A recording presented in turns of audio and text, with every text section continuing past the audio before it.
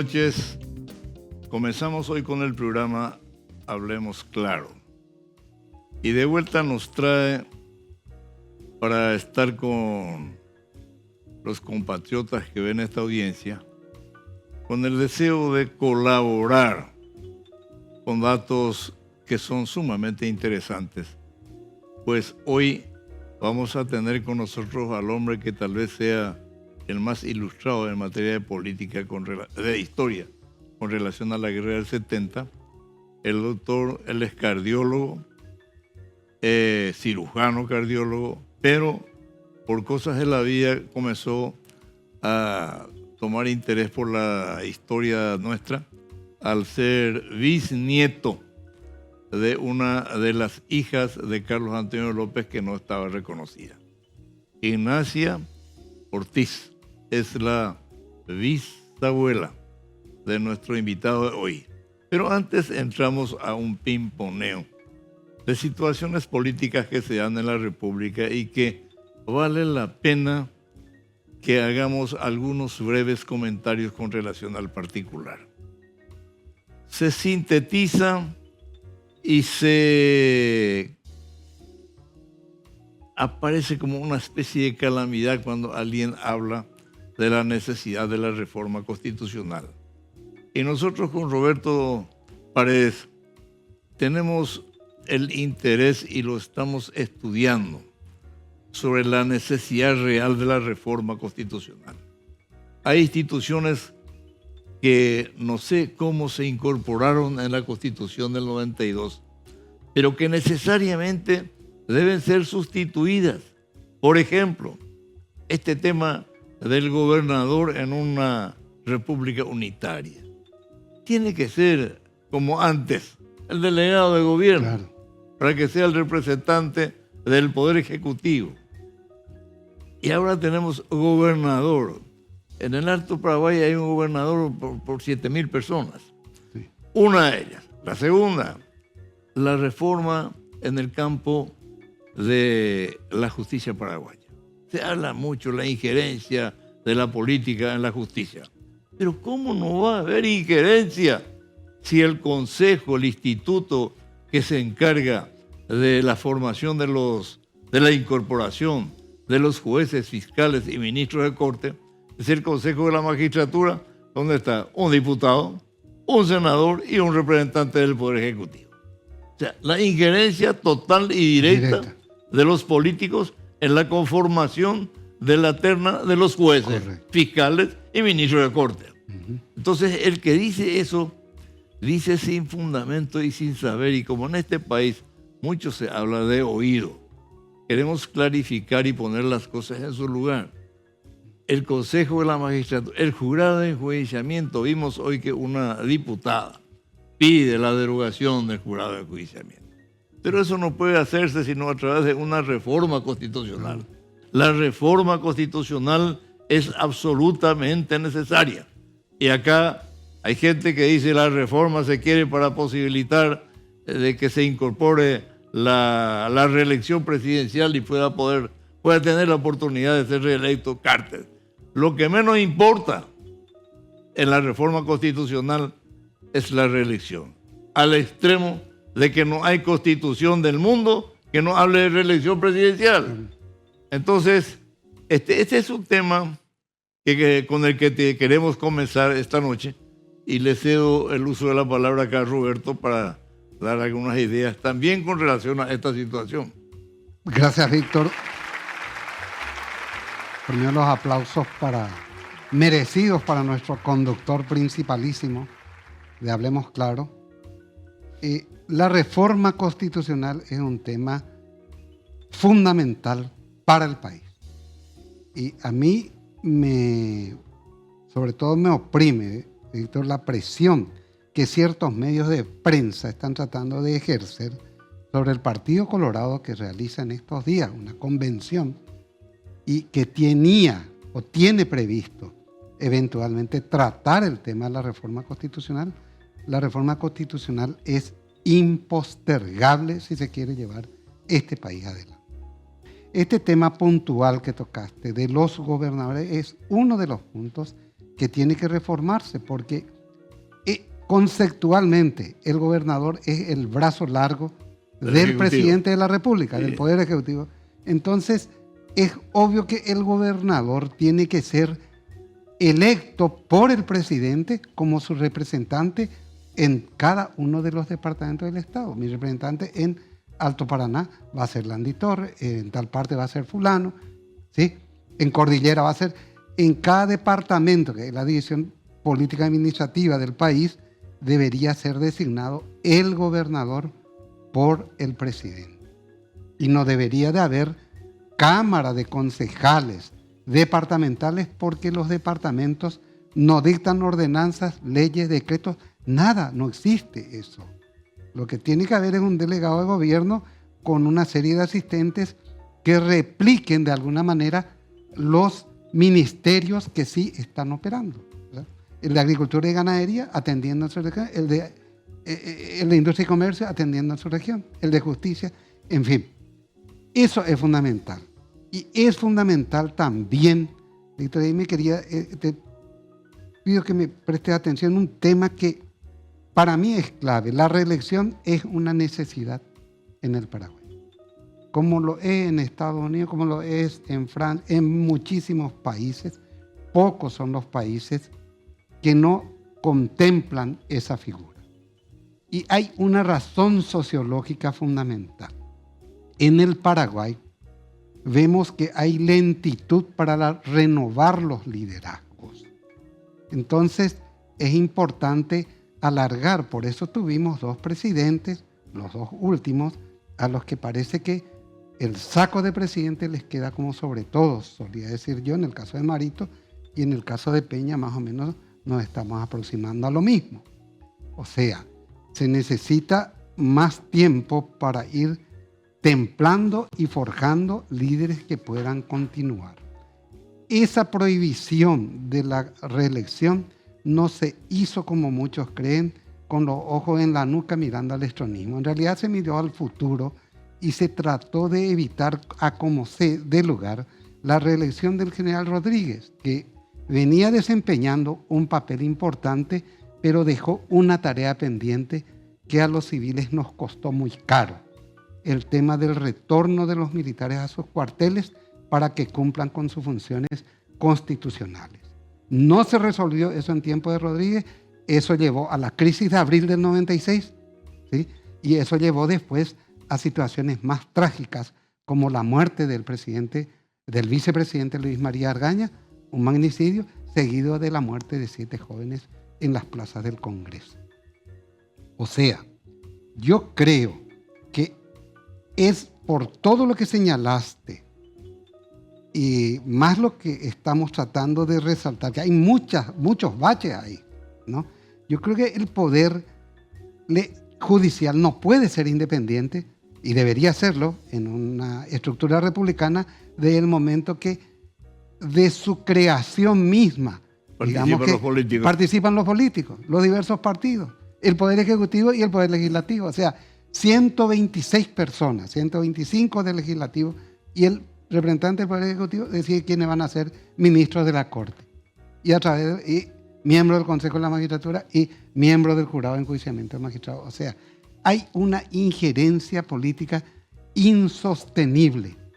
Por mí, inclusive, deberían ser electos por voto popular los integrantes, si no en su totalidad, por lo menos 5 de los 20 integrantes de los 9 integrantes de la Corte Suprema de Justicia. Eso garantizaría, Víctor, la total independencia del Poder Judicial en el ejercicio de su trabajo. Hay otros temas que vale la pena hablar por lo menos unos segundos con relación a esa situación. Sí.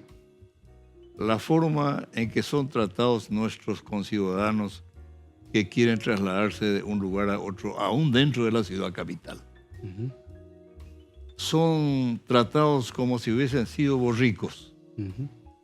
El transporte público no existe, y de existir es de tan mal servicio que eso obliga a que la ciudadanía compre su moto o su chilere, inundando Asunción de motos y de coches chilere.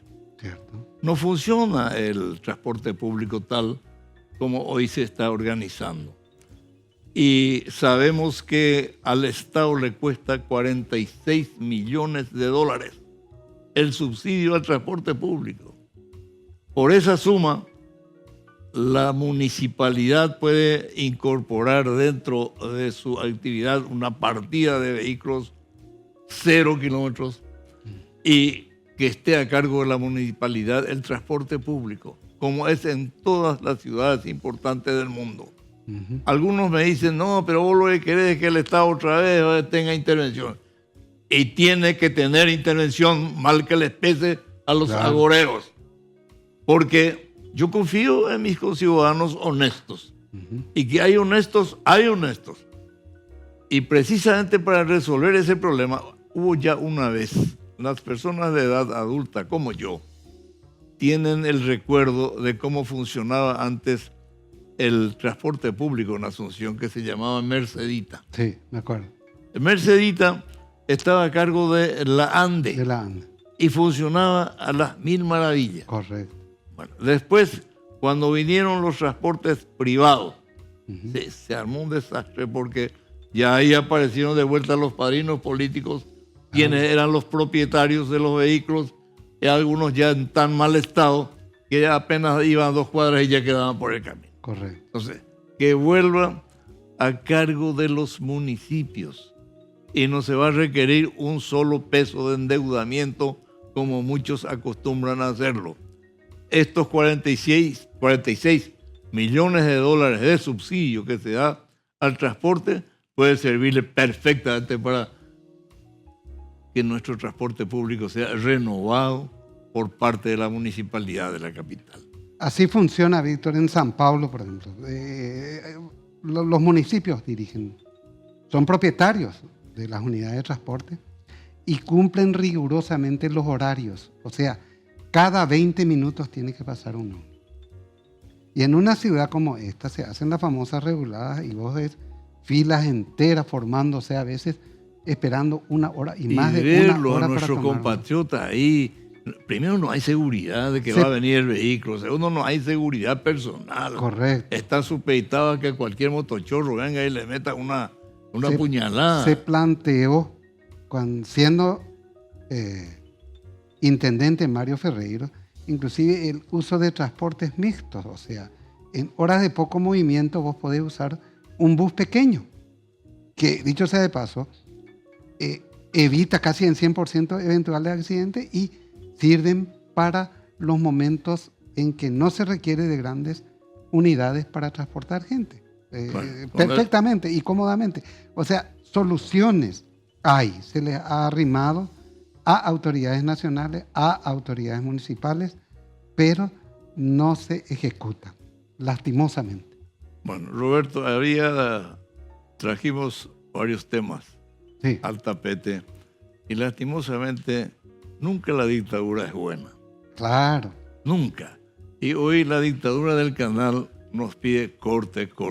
Y vamos a tener que... Vamos a seguir al segundo bloque que ya va a ser con el doctor segundo Carolín. bloque es sin desperdicio. Lo invitamos y por suerte aceptó la invitación del doctor Jorge Carolín. Él es de profesión cirujano del corazón, pero por unas cosas del destino comenzó a interesarse en las cuestiones de la historia y hoy es probablemente el hombre mejor documentado del país. Y hay muchas cosas que vamos a tocar con él que son de suma importancia y que más que nunca hoy es importante cuando nosotros hemos perdido la paraguayidad. El ser paraguayo se ha perdido y hoy cualquier ayuda de galleta extranjero viene a querer dictarnos cátedra. Hoy supe, y con esto termino, no quiero ya hacerle perder tiempo al doctor.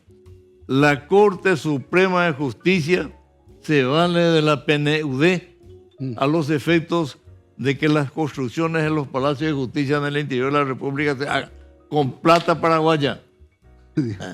Plata paraguaya y la PNUD administra la plata del país.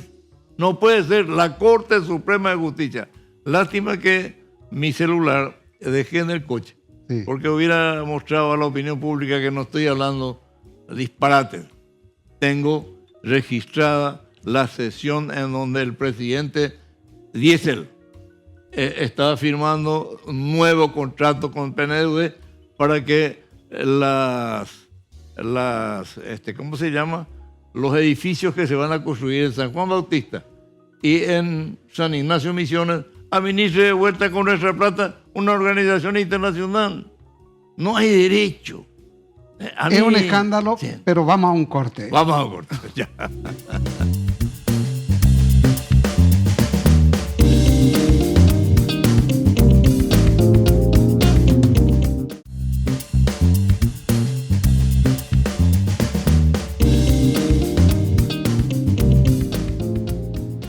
Continuamos con nuestro programa Hablemos Claro. Y esta vez, como dijimos antes, tenemos el privilegio de contar con el doctor Jorge Jarolím, una persona bastante conocida en los círculos médicos de la República del Paraguay. Él es cirujano del corazón, es profesor universitario. Pero lo trajimos esta noche no para conversar de medicina, sino para conversar de historia. El doctor Jarolím es bisnieto de una señora que se llamó Ignacia Ortiz. Ignacia Ortiz es la abuela de su madre. Así mismo. Ignacia Ortiz fue la hermana del mariscal Francisco Solano López, en donde ya apareció la calidad de Francisco Solano López como un gran diplomático. En su familia aparece un problema grave entre Carlos Antonio López y Juana Paula Carrillo. El problema es por la aparición de una criatura que era hija de Carlos Antonio López, y entonces Juana Paula Carrillo montó en cólera, quiso divorciarse, o sea, separarse en aquel entonces, y allí aparece Francisco Solano López y resuelve el problema familiar. ¿Cómo resuelve? Y le hace bautizar en la iglesia de Trinidad a la niña que era su hermana, hija de Carlos Antonio López, y Carlos Antonio López aparece como padrino de bautismo de esa criatura. Allí arranca la historia de esta mujer que fue extraordinaria, que fue la más valiente entre las mujeres que participaron en la guerra del 64-70. Comenzó desde el primer día hasta el último día en Cerro Corá, donde con la hermana del general José Dudígis Díaz fueron las únicas sobrevivientes que estuvieron apoyándola a Madame Lins y le ayudaron para excavar la tumba del mariscal Francisco Solano López. Y sirve también, discúlpeme, doctor, que haga una pequeñísima historia, porque a lo mejor usted por cuestiones familiares no va a querer decir. Allí en Cerro Corá se vio la calidad del mariscal López y la calidad de su hermana, Ignacia Ortiz. Porque la otra hermana, la hija de Juana Paula Carrillo, a la noche en que muere el mariscal Francisco Solano López en manos del general Cámara, esa noche esa hermana ya se acostó con Cámara, fue la mujer de Cámara, y de esa unión nació una criatura. Entonces, cuánta diferencia de la otra que volvió a nuestro país y estuvo viviendo en nuestro país. Y de esa historia familiar nació la madre del doctor Jarolím. Pero yo le dejo a él, ya no quiero, quiero que me disculpe, doctor, haberme dado un poquitito más de la cuenta, pero lo que queremos es escucharlo. Buenas noches, gracias Víctor por la invitación y para hablar de este tema tan apasionante, la historia, porque hay muchas cosas desconocidas que está saliendo a luz actualmente y que el pueblo paraguayo amerita conocer la realidad de la historia. Como se dice, La historia siempre es escrita por los vencedores y realmente la historia que manejamos nosotros es totalmente opuesta a la realidad. Y bueno, quería contar un poquitito, una introducción de cómo entré en este maravilloso mundo de la historia.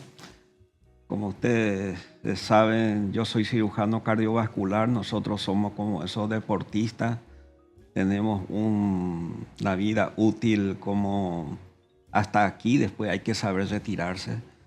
Y me llegó una preocupación, bueno, ¿qué hago después? Soy una persona un poco que no puedo estar sentado, quería tener una actividad después cuando llegue ese momento y pensé mucho en qué me podía dedicar. Y me llegó siempre desde chico mi abuelo, también mi madre que actualmente vive, tiene 94 años, con una lucidez tremenda. Ella creció con la abuela Francisca Ignacia. Y como todas abuelas le contaban las historias de la guerra, sobre todo los hechos de Cerro Corá, y me interesé desde ese lado, bueno, esa información de quién fue ella. Y el primer paso empecé a recolectar todos los libros prácticamente paraguayos y extranjeros escritos sobre la guerra del 70. Y en ningún lugar, en ninguna parte de ningún libro figuraba ella, salvo en el libro del general Garmendia, héroe también, que fue un participante también del ejército argentino de la guerra, que escribió su libro. Allí es el único libro donde se habla de Francisca Ignacia Ortiz. Y después en ningún lado. Y la razón es lo que justamente usted ya adelantó en su introducción. Era un tema muy delicado al conocerse que era la hija del don Carlos Antonio López, que inclusive allí se vio la mano de la diplomacia del mariscal López para cuando entonces el general Solano López tenía 18 años, cuando su padre fue echado de la casa prácticamente y él diplomáticamente solucionó la situación. Y allí nos enteramos de todos los hechos, cómo era que se manejaba en un círculo familiar que inclusive entre los combatientes dudaban que era la persona del primer anillo del mariscal, hasta se decía que era la mujer del mariscal. Y solamente, pero ¿cómo va a ser la mujer si siendo la secretaria de Elisa Lins? Ella era la dama de compañía de Elisa Lins, al mismo tiempo secretaria del Estado Mayor, fue la secretaria del general José Duigis Díaz, empezó siendo enfermera y cuando tengo su diario personal, cuando ella empezó a ver tantas atrocidades entre los heridos que llegaban en la sanidad militar, preguntaban, eran todos con heridas de degüello que se le hacía a los prisioneros, y aquellos que se salvaban recurría a la sanidad, y eso le hizo cambiar a ella. Pidió a su jefe era José Duigis Díaz, su mentor, como dice ella, y se incorporó siendo sargenta del famoso Batallón 40, que es el batallón de élite del ejército paraguayo. Y allí cuenta toda la historia que de siesta fue enseñada por José María Delgado, el mejor futuro general Delgado, el mejor sableador del Paraguay, a utilizar sables. Y en un escrito allí del general Díaz que tengo en mi poder, dice: esta valiente mujer es la que más nos cuesta mantener viva en el ejército, porque tiene amenaza de ambos lados, amenaza del propio paraguayo, porque había sido que Juana Paula de Casillo puso no sé cuántas onzas de oro por su cabeza, si se le mataba a ella. Y por el otro lado el enemigo. Entonces ella se hacía pasar como un hombre dentro del batallón 40. Le vistieron como un hombre, ella participó en la batalla. En todas las batallas participó, salvo de Riachuelo. Después en todas. En Curupaytí es la única que tiene la medalla de Curupaytí. Participó en todas y estaba comparando, tiene más medallas que su amigo, porque fue amigo, crecieron juntos, Bernardino Caballero, ambos fueron sargentos del batallón 40 y participó más batallas que el propio Bernardino Caballero. Realmente una mujer heroica. Y totalmente desconocida ella para los historiadores, porque no figura en ningún lado. Nadie investigó su existencia y bueno, fue allí que empecé yo, como si fuera que desde el más allá nos estaban guiando, ocurrió cosas sorprendentes. Coste que ella ya apareció en Yataití Corá como secretaria. Esa es una anécdota muy simpática de Yataití Corá. En Yataití Corá ella le acompañó con Patricio Escobar al mariscal. Y se quedaron al día siguiente la propuesta de paz que el mariscal le hizo a Mitre. Se quedaron para el siguiente día un encuentro en Curuzú para dar la respuesta, porque Mitre tenía que consultar con los brasileños y uruguayos. Entonces, en Curuzú el mariscal ya no se fue, porque obvio, si él se va allí le van a tomar prisionero. Entonces le envió a Francisca Ignacia Ortiz y a Patricio Escobar en esa entrevista. Y cuando llegó, ella tenía 17 años cuando eso. El general Mitre le escribió una carta furibunda a Solano López, que es un irresponsable, para enviarle una niña en un asunto militar de gran importancia para la paz. Y le contestó Solano López, es cierto, ella es una joven, pero ella es sargenta del ejército paraguayo, es la secretaria del Estado Mayor y además es mi hermana, le respondió. Y allí se quedó sorprendida Mitre, cómo habló con ella, tenía una personalidad impresionante porque 17 años. ¿Y por qué Patricio Escobar? Porque Patricio Escobar fue ahijado de don Carlos Antonio López. El padre de Patricio Escobar fue juez en San José de los Arroyos y él creció en la Casa Grande del actual Botánico y era de confianza, amigo de la familia. Desde chico creció.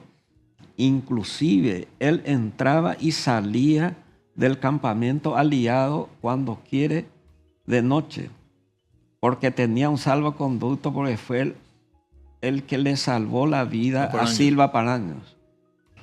Hubo un problema en el 54 de navegabilidad del río Paraguay y Silva Paraños, el ministro de Relaciones Exteriores del Imperio, vino a hablar con don Carlos y terminada la cena dice que salió a pasearse en el jardín de la Casa Grande. En Trinidad. En Trinidad, y le picó un yarará.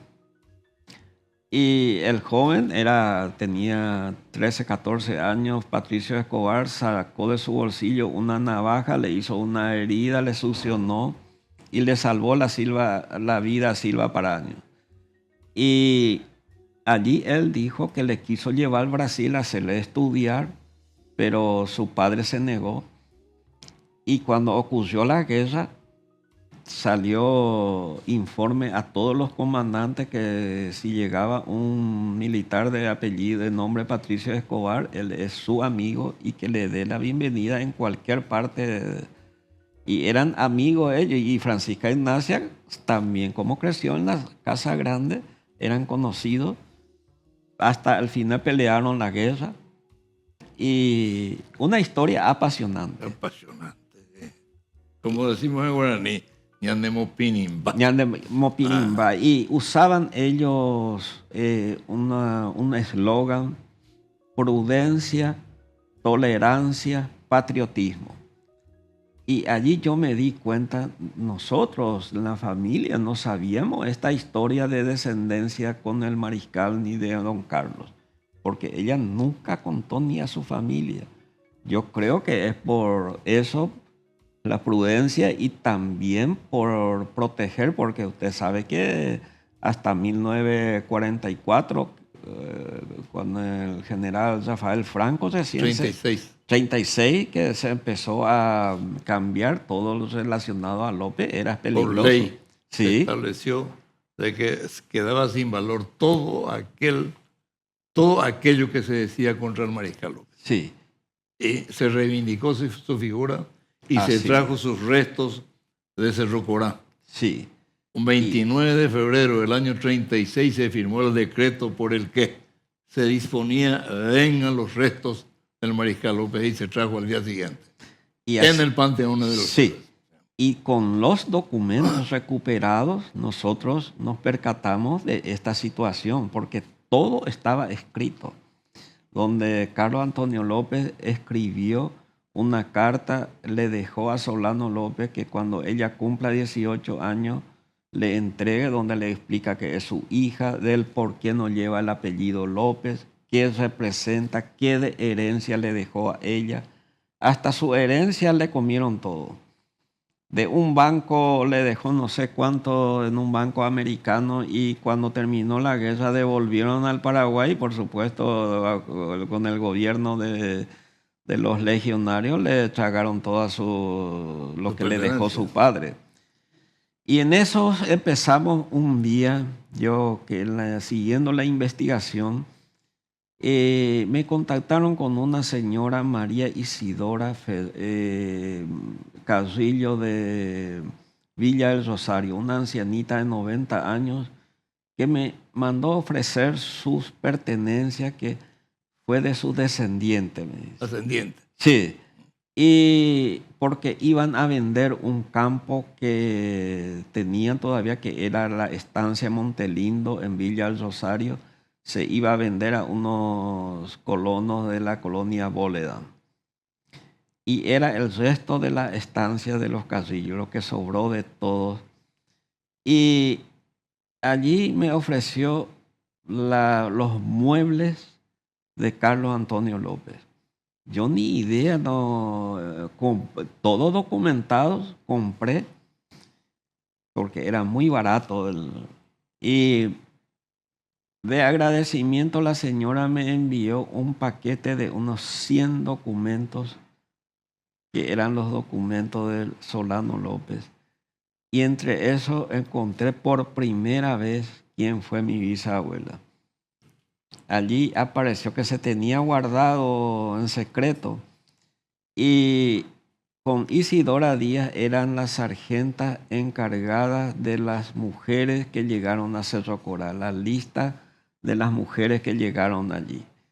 Me llegó allí todos sus documentos de ascenso, como ella de cabo fue ascendiendo. La noche del 28 de febrero del 70 recibió su ascenso a teniente primero, y allí ocurrió al día siguiente lo que del Cerro Corá. Y allí la familia Carrillo, cuando se enteró, porque para ellos había sido que era conocido el nombre de Francisca Ignacia, en la posguerra había mucha comunicación, visitas, me entregó todas las pertenencias de ella que tenían allí. Y aparte yo empecé a comprar una cosa que poca gente sabe. El mariscal López fue el primer numismático del país, uno de los primeros coleccionistas. Tenía un museo privado en lo que fue la casa de los gobernadores. Y cuando ocurrió la guerra, todas esas pertenencias, el vicepresidente Francisco Sánchez envió todo en esa estancia para que sea guardado allí. Y esos muebles estaban 150 años allí y nadie tocó. Y eso empezó la señora a venderme a un precio totalmente irrisorio. Y ahí empecé yo a hacer mi colección. Al mismo tiempo, ellos estaban con un equipo de abogados del Brasil, estaba haciendo un habeas data al gobierno brasileño. Y me incorporé yo con ellos. Y se ganó. Y el Brasil nos devolvió todas las pertenencias, las pertenencias que fueron llevadas en el Brasil. Y allí empezamos a recuperar los documentos que estaban en el Archivo Nacional de Río de Janeiro, que son parte de la colección de la Río Branco, que se devolvió parte aquí. Doctor, discúlpeme. Demasiado importante es esta parte de la historia, que muchos no saben. Así mismo. Entonces nos pide de vuelta un pequeño corte. Vamos a acceder para seguir escuchándolo con mucha atención.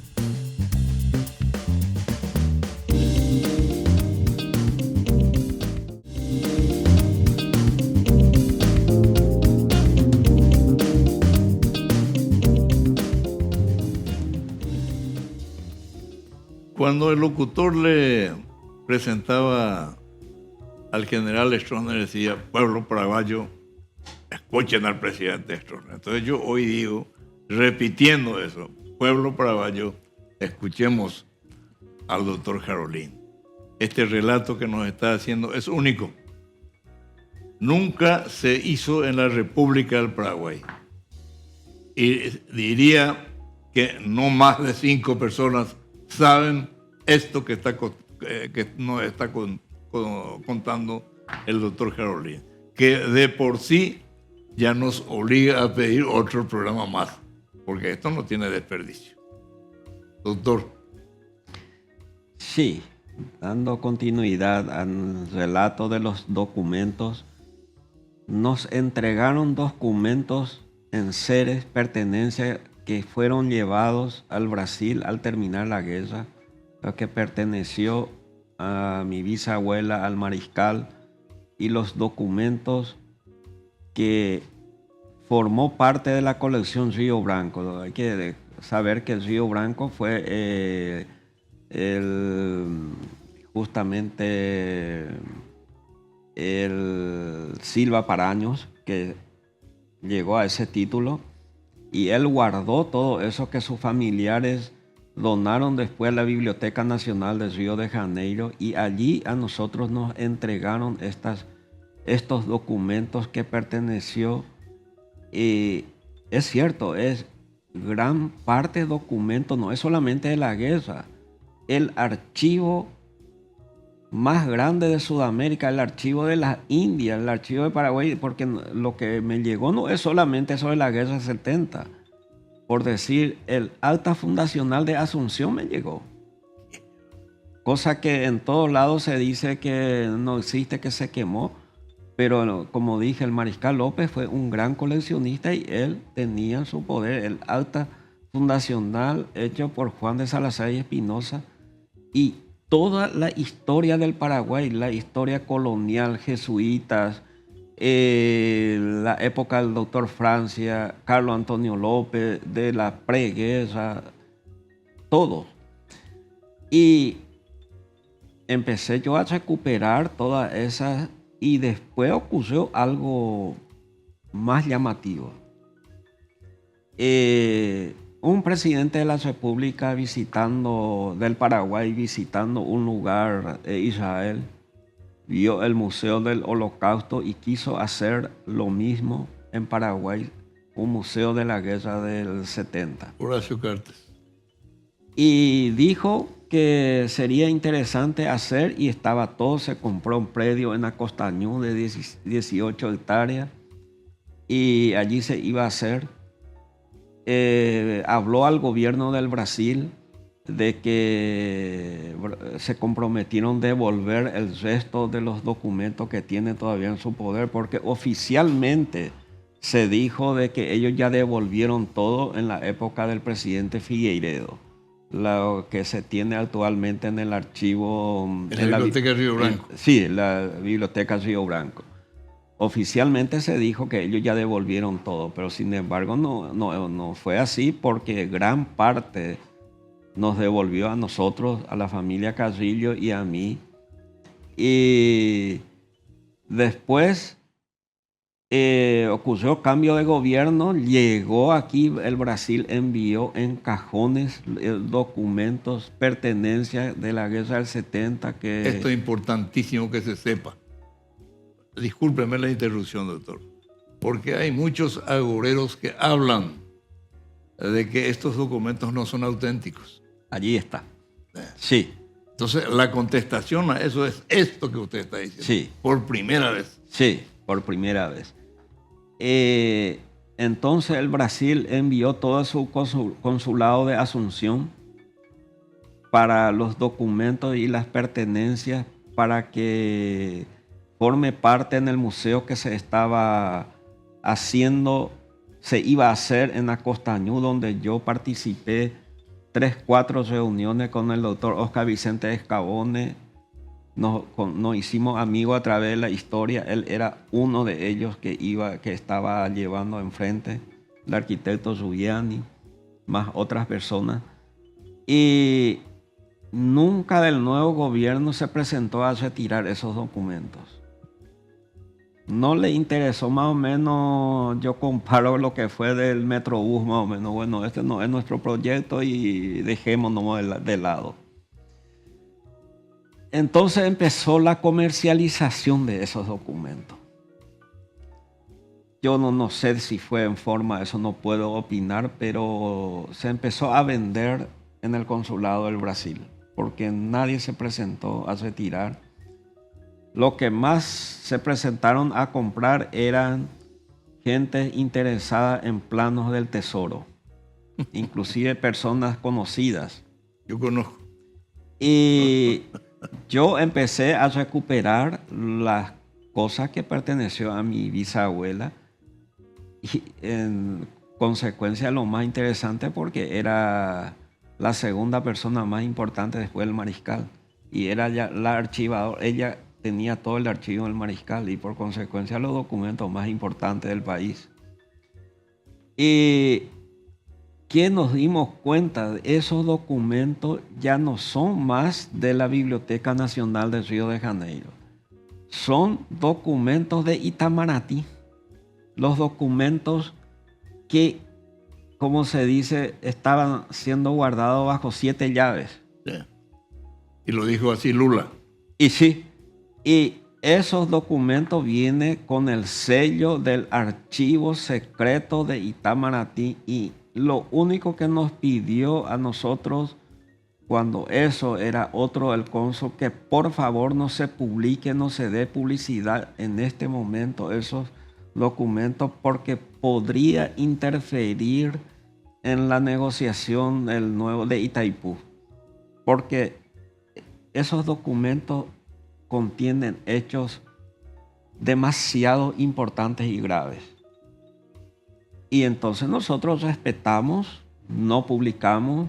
La publicación que hice con el arquitecto Giuliani no llegamos a incluir esos documentos que podría comprometer la negociación de Itaipú. Y fue llegando hasta hace poco.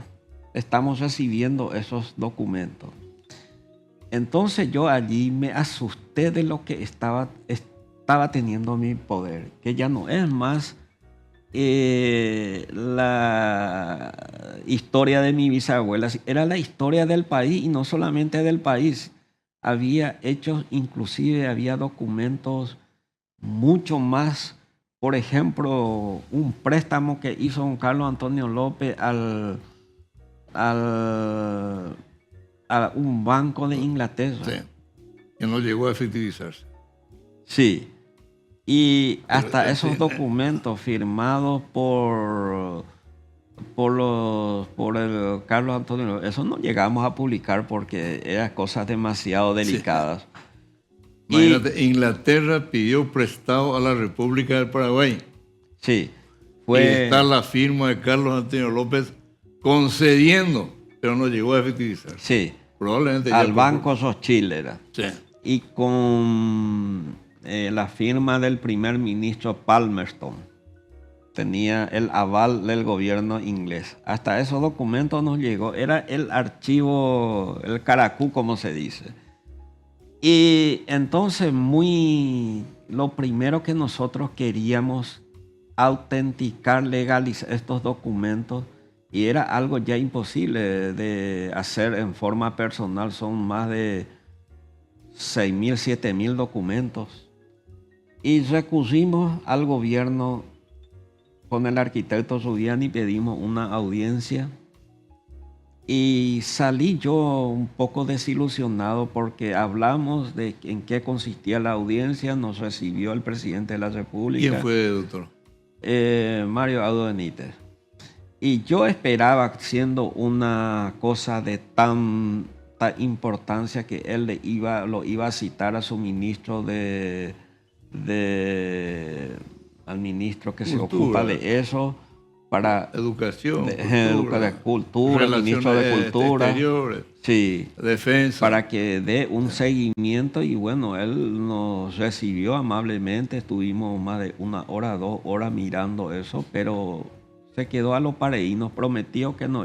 Nosotros queríamos que el gobierno se haga responsable de estudiar la veracidad de estos documentos, porque no podía ser que de esta forma estábamos nosotros obteniendo.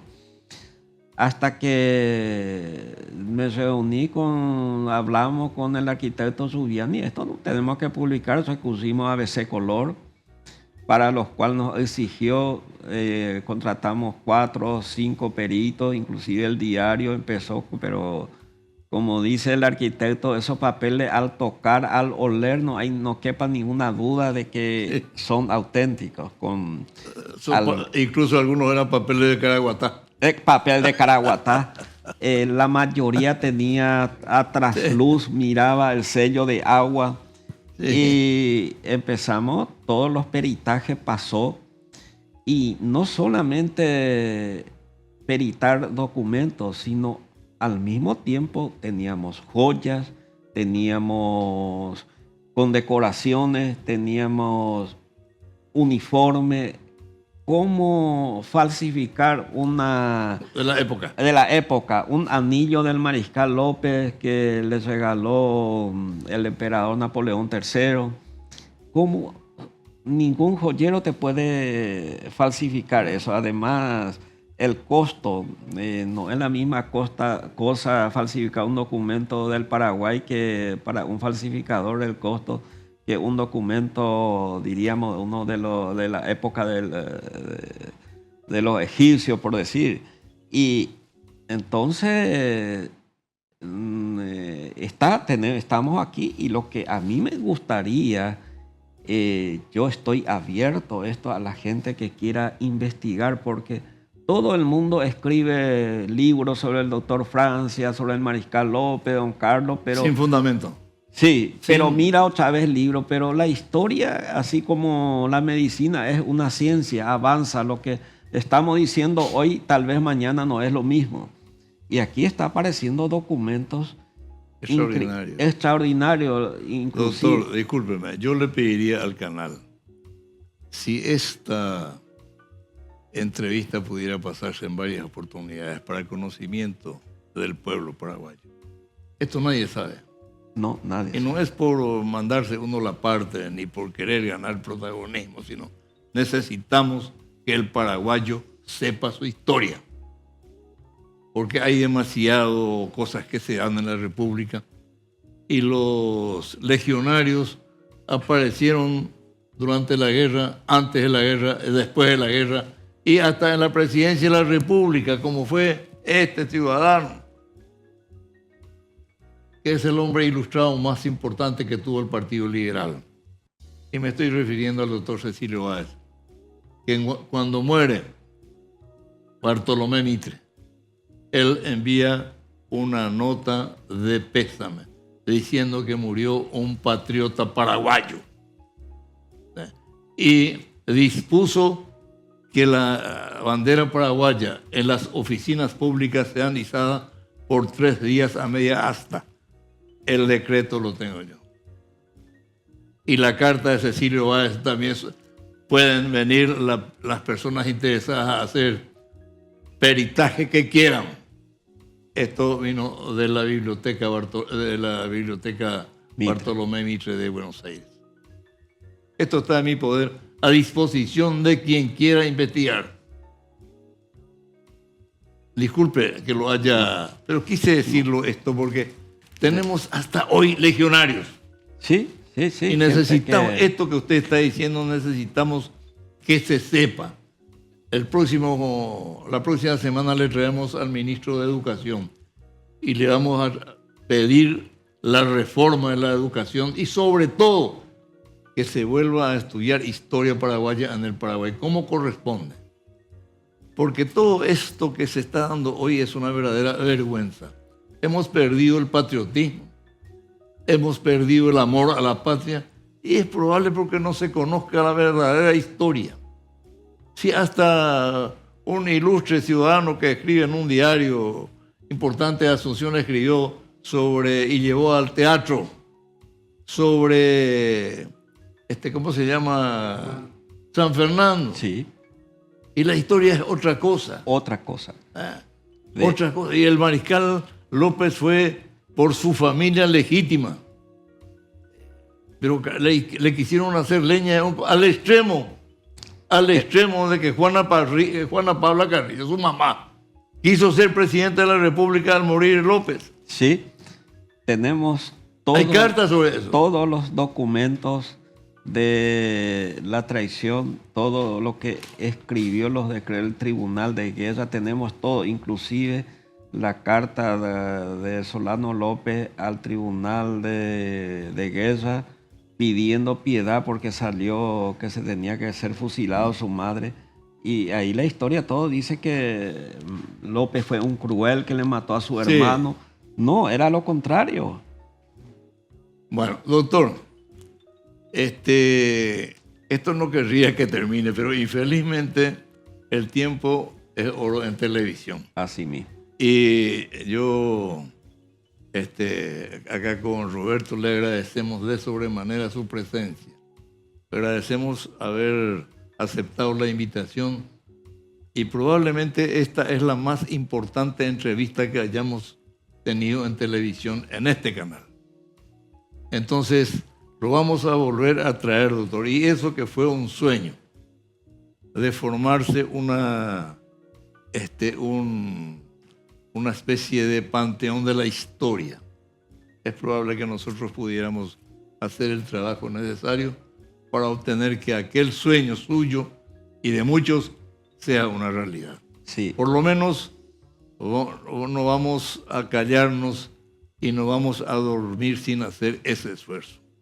Doctor, muchísimas gracias. Créanos que su presencia es demasiado importante y sus manifestaciones, su historia, no tiene precio. Gracias a usted, doctor, y a Roberto, y estoy a la orden. Y siempre el deseo es esto, tener un museo. Si no recibo apoyo gubernamental, yo en forma privada, pero abierto al público para que se sepa donde uno pueda ir a hacer un trabajo científico de todos nuestros héroes, conocer mejor la verdadera historia del Paraguay, porque tengo los documentos que en ninguna parte se va a encontrar. Muchas gracias.